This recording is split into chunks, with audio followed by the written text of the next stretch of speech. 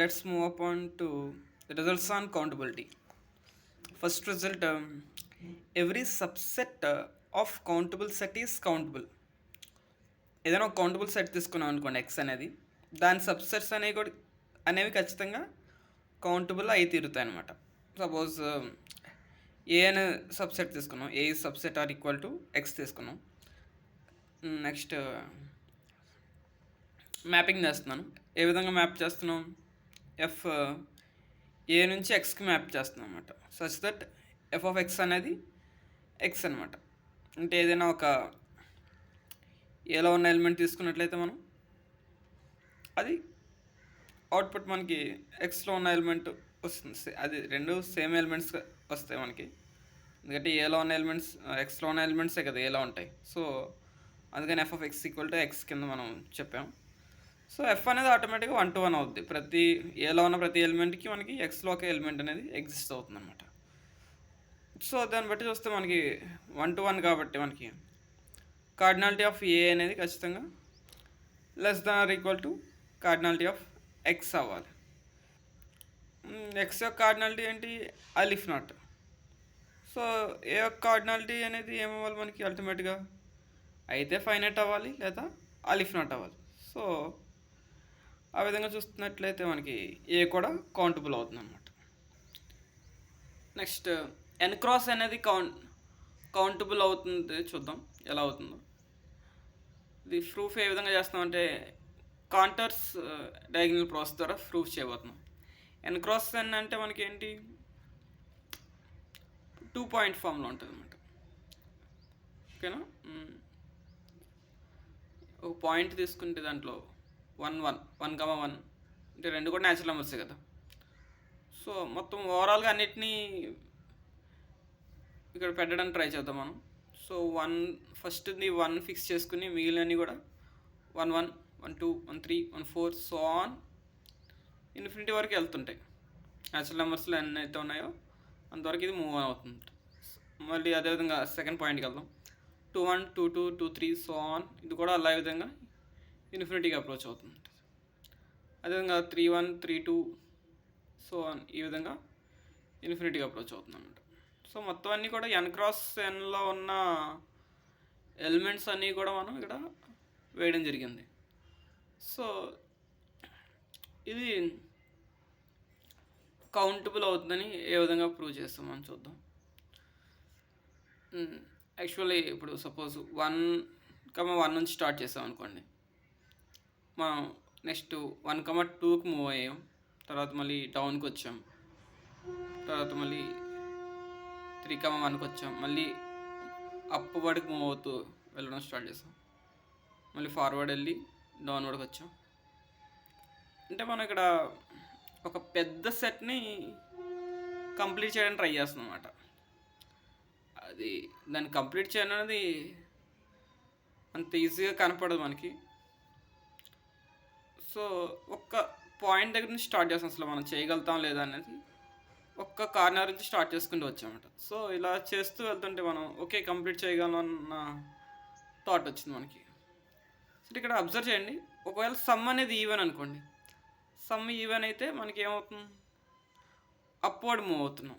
ఒకవేళ some add అయితే 2 1 5 1 4 ఉంది, 5 వస్తుంది. సమ్ ఆడ్ కాబట్టి డౌన్వర్డ్ మూవ్ అవ్వాల్సి వచ్చింది అనమాట. ఓకేనా? సరే వెన్ ఇట్ కమ్స్ డౌన్వర్డ్ వస్తుంటే మనకి ఫస్ట్ ఎంట్రీ అనేది ఇంక్రీజ్ అవుతుంది, సెకండ్ ఎంట్రీ అనేది డిక్రీజ్ అవుతుంది. సో ఇక్కడ 2 3 ఉంటుంది. డౌన్వర్డ్ వస్తుంది కాబట్టి ఫస్ట్ ఎంట్రీ ఇంక్రీజ్ అయింది, సెకండ్ ఎంట్రీ డిక్రీజ్ అయింది అనమాట. అదేవిధంగా అప్వర్డ్ వెళ్ళినప్పుడు ఫస్ట్ ఎంట్రీ అనేది డిక్రీజ్ అవుతుంది, సెకండ్ ఎంట్రీ ఇంక్రీజ్ అవుతుంది. ఓకే సార్, ఇక్కడ చూద్దాం. 3 1 దగ్గర చూద్దాం. అప్వర్డ్ వెళ్తున్నాం కాబట్టి ఫస్ట్ ఎంట్రీ అనేది డిక్రీజ్ అయింది, 3 2 అయింది. సెకండ్ ఎంట్రీ అనేది ఇంక్రీజ్ అయింది, 1 కాస్త 2 అయింది. సో అలా ఉందన్నమాట ఇక్కడ డైనమిక్స్ అనేది.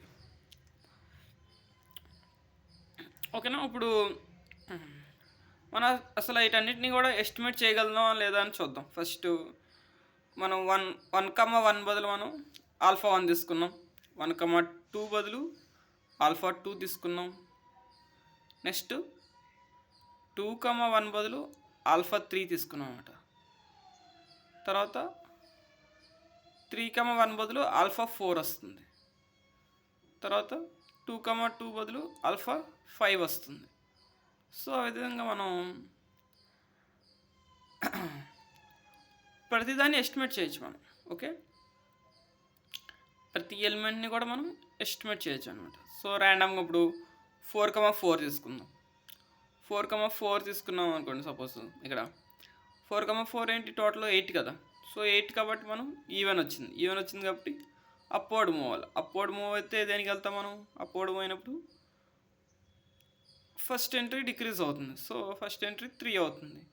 తర్వాత సెకండ్ ఎంట్రీ ఇంక్రీజ్ అవుతుంది, 3,5 వస్తుంది. సో చూసారా, ఒక్క నెంబర్ ర్యాండమ్గా నెంబర్ తీసుకుని మనం దాని నెక్స్ట్ వచ్చే నెంబర్ని చెప్పగలిగాం. సో అలా మనం ఏదైనా సరే మనం 100% షూరిటీతో చెప్పచ్చు దీని నెక్స్ట్ ఏ నెంబర్ వస్తుందని. ఓకేనా? సో ఆ విధంగా మనం అన్నిటినీ కూడా న్యాచురల్ నెంబర్స్తో అలైన్ చేసుకుంటూ వెళ్ళచ్చు అనమాట. మ్యాపింగ్ చేసుకుంటూ వెళ్ళచ్చు. ఆల్ఫా 1 అంటే ఫస్ట్ ఆల్ఫా 1 అంటే 1 ద్వారా వచ్చింది మనకి. ఆల్ఫా 1ని 1కి మ్యాప్ చేయొచ్చు. ఆల్ఫా 2ని న్యాచురల్ నెంబర్ 2కి మ్యాప్ చేయొచ్చు. ఆల్ఫా 3ని 3కి మ్యాప్ చేయొచ్చు. అలా so on alpha n plus 1 so on మనకి ఎలిమెంట్స్ని మ్యాప్ చేస్తూ వెళ్ళచ్చు అనమాట. సో మనం ఇక్కడ we can label elements in n cross n with natural numbers. So మనం లేబులింగ్ చేయగలుగుతున్నాం కాబట్టి న్యాచురల్ నెంబర్స్తో. సో n క్రాస్ nలో ఉన్న ఎలిమెంట్స్ అన్నిటిని కూడా ప్రతి నెంబర్ని కూడా ఎలిమెంట్ని కూడా మనం న్యాచురల్ నెంబర్తో లేబులింగ్ చేస్తున్నాం కాబట్టి ఏం చెప్పొచ్చు, దెర్ఫోర్ n క్రాస్ n అనేది కౌంటబుల్ సెట్ అని చెప్పొచ్చు అనమాట. ఓకేనా? సో ఆ విధంగా మనం n క్రాస్ n అనేది కౌంటబుల్ అని ప్రూవ్ చేస్తాం. నెక్స్ట్ మనం ఏబి అనేవి 2 కౌంటబుల్ సెట్స్ తీసుకుందాం. ఏ అండ్ బి అనేవి అని 2 కౌంటబుల్ సెట్స్ తీసుకుందాం. దెన్ క్రాస్ ప్రోడక్ట్ తీసుకున్నాం, ఏ క్రాస్ బి కౌంటబుల్ అవుతుందా అవదా అనేది ప్రూవ్ చేద్దాం. ఫస్ట్ ఏని జనరల్గా A1 A2 A3 so on ఈ విధంగా తీసుకున్నాం. బిని B1 B2 B3 so on b ప్లస్ 1 ఇలాగా ఇన్ఫినిట్ సెట్ తీసుకున్నాం. ఇది ఇన్ఫినిట్ సెట్, ఇది కూడా ఇన్ఫినిట్ సెట్. సో వీటి యొక్క క్రాస్ ప్రోడక్ట్ ఎలా ఉంటుంది మనకి? A1 B1 ఫస్ట్ అన్నింటిలో A1 తీసుకుందాం. A1 B2 A1 B3 so on A1 B4 ఇలా వస్తుంది. Next A2 B1 A2 B2 A2 B3 so on ఈ విధంగా తీసుకున్నాం. అలా ముందు ఎలా అయితే తీసుకున్నాం ఇక్కడ కూడా మనం ఆ విధంగా ఏ క్రాస్ బి అనే క్రాస్ ప్రోడక్ట్ తీసుకున్నాం. సో క్లియర్గా మనకి ఇక్కడ ఏం చెప్పచ్చు, ఇది కౌంటబుల్లే, ఇది కూడా కౌంటబుల్లే. So same Cantor diagonal process apply చేసి మనం ఇవి కూడా మనం కౌంటబుల్ అని చెప్పచ్చు అనమాట. n క్రాస్ n ఎలా కౌంటబుల్ అవుతుందో ఇది కూడా కౌంటబుల్ అని ప్రూవ్ చేయొచ్చు. సో ఏబిఆర్ కౌంటబుల్ అయితే దెన్ ఏ క్రాస్ బి అనేది కౌంటబుల్ అవుతుంది అనమాట. ఇందాక ఐడియాని ఇంకా ఫర్దర్గా తీసుకెళ్దాం. A1 A2 A3 so AN plus 1 అలా ఇన్ఫినైట్ అలా మనం కౌంటబుల్ సెట్స్ తీసుకున్నాం. ఇవన్నీ కూడా అన్ని కౌంటబుల్ సెట్స్ అనమాట. సో కౌంటబుల్ సెట్స్ అయినప్పుడు వాటికి క్రాస్ ప్రోడక్ట్ చేద్దాం. A1 cross A2 A2 cross A3 cross so on AK వరకు తీసుకుందాం అన్నమాట. కే అనేది ఇక్కడ natural number, K belongs to natural number, somewhere it stops. So ఇది కూడా కౌంటబుల్ అవుతుందని చెప్తున్నారు అనమాట. ఎలా చూద్దాం. సపోజ్ మనం n క్రాస్ n కౌంటబుల్ అని తెలుసు. ఒకవేళ దానికి ఫర్దర్గా n cross n into n చేస్తే కౌంటబుల్ అవుతుంది. అలా ఎన్ని ఎన్స్ తీసుకున్నా సరే మనకి కౌంటబుల్ అవుతుంది అనమాట. అదే ఒక n క్రాస్ n ఒక క్రోర్ టైమ్స్ చేసినా అది కౌంటబుల్లే, ట్రిలియన్ టైమ్స్ చేసినా అది కౌంటబుల్లే. ఇక్కడ టర్మినేటింగ్ అనేది ఇంపార్టెంట్ అనమాట. At the moment it terminates it is countable అనమాట. Why terminating is so important, why we stop at AK. టర్మినేటింగ్ ఎందుకు అంత ఇంపార్టెంటో చూద్దాం. ఇప్పుడు ఒకవేళ సపోజ్ మనం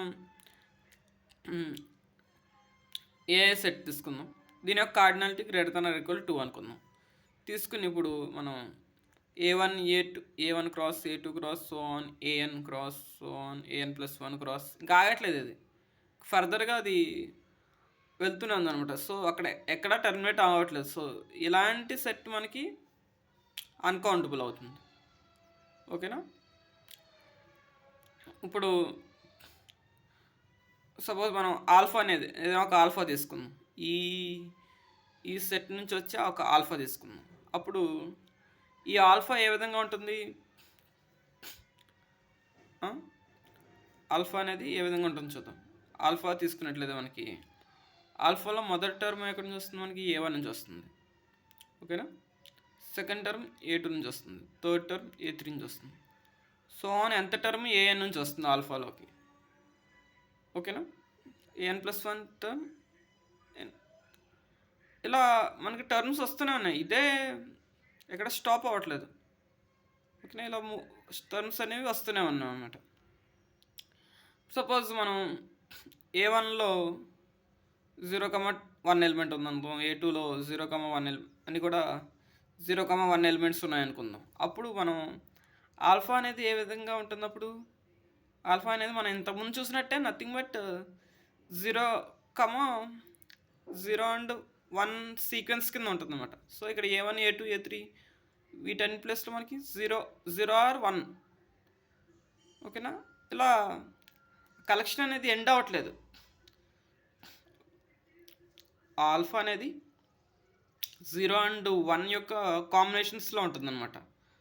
సో మనం ఆల్రెడీ చూసాం ఈ సీక్వెన్స్ 0 అండ్ 1 ఉన్న సీక్వెన్స్ ఏ విధంగా ఉంటుంది, అది అసలు ఇప్పటికీ ఒకవేళ టర్మినేషన్ అనేది లేకపోతే అది అన్కౌంటబుల్ అవుతుందని చూసాం అన్నమాట. సో ఇది కూడా అలా బిహేవ్ చేస్తుంది. ఒక్క సింగిల్ ఆల్ఫా మనకి తీసుకున్న ఒక ఆల్ఫా కూడా మనకి అంటే ఇది ఒక జనరల్ ఆల్ఫా ఇది.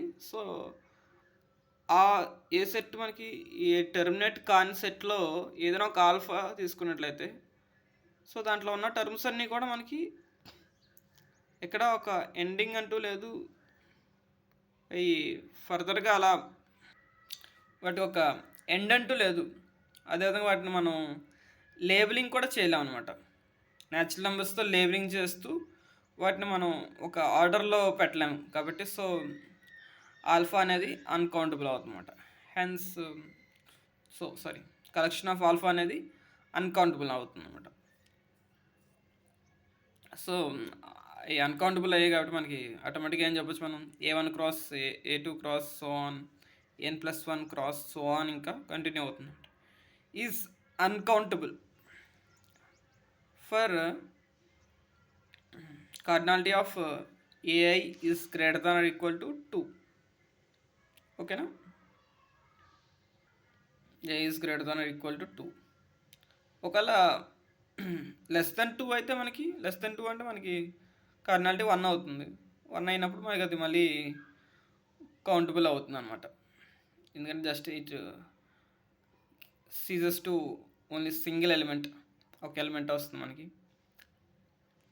సీక్వెన్స్ అనేది ఒక ఎలిమెంట్ని క్రియేట్ చేయగలుగుతుంది కాబట్టి అక్కడ అందుకని ఈ కండిషన్ అప్లై చేయాలి మనం. ఓకేనా. సో దీన్నే ఇంకా ఈ క్రాస్ ప్రోడక్ట్ని ఇంకా సింపుల్గా మనం ఈ విధంగా రాయొచ్చు అనమాట. పై I బిలాంగ్స్ టు NA కింద రాయొచ్చు సింపుల్గా.